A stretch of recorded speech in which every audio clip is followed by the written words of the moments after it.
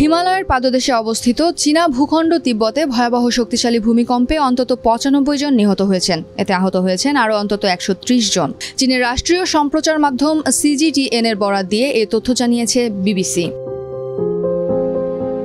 চীনের ভূমিকম্প network centre বলছে, স্থানীয় সময় ৭ জানুয়ারি সকাল ৯টা ৫ মিনিটে এই ভূমিকম্প হয়। ভূমিকম্পের উৎপত্তি স্থল ছিল প্রতিবেশী দেশ নেপালের সীমান্তবর্তী তিব্বতের ডিংরি কাউন্টি।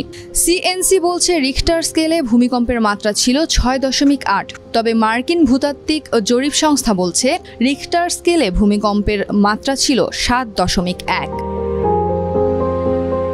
চীনের রাষ্ট্রীয় সম্প্রচার মাধ্যম বলছে, ডিংরি ও এর আশেপাশের এলাকায় তীব্রভাবে শক্তিশালী এই ভূমিকম্পন অনুভূত হয়। ভূমিকম্পের উৎপত্তিস্থলের কাছের বেশ কয়েকটি ভবন ধসে পড়েছে।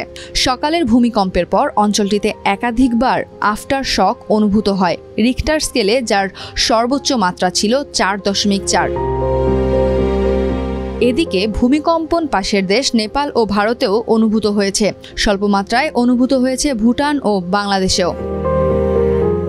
তিব্বত অঞ্চলের সবচেয়ে উঁচু এই কাউন্টিতে প্রায় ৬২,০০০ মানুষের বসবাস। এটি মাউন্ট এভারেস্টের চীনা অংশে অবস্থিত। এই অঞ্চলে নিয়মিত ভূমিকম্প হয়।